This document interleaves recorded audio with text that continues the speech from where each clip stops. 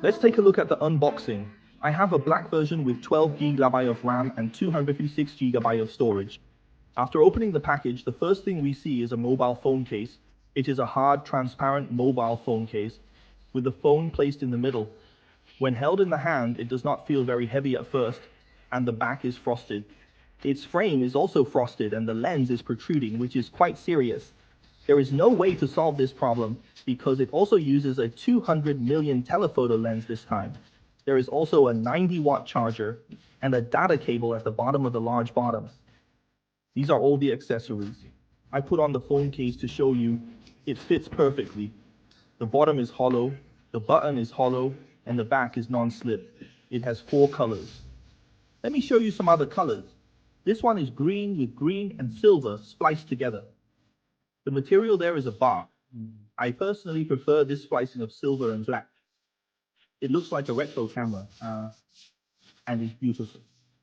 There's also white, which has a frosted finish. The white back has a textured pattern, and the curvature of the frame is quite good, similar to the Xiaomi 15. Overall, it feels pretty nice in hand. Plus, this generation is noticeably lighter than the previous one.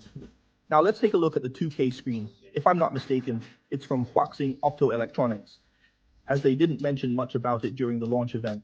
But based on the specs, it looks pretty impressive. It has eye protection certification, a peak brightness of 3200 nits, a 12-bit color depth, a P3 wide color gamut, and a PPI of 522. It also supports HDR and more. Let's adjust the shutter. At 4000, let's take a look at its flicker.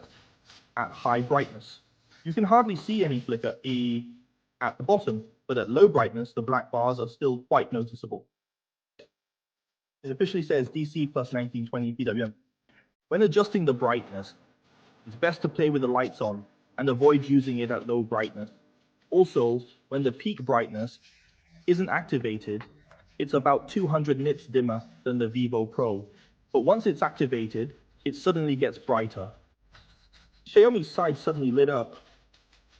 It is 200 yuan less than the Vivo Pro, which is brighter. One problem with the Huaxing Optoelectronics screen is that it is brighter at a wide angle. The colors aren't very accurate. They can shift and become blurry, almost like there's a layer of fog over it.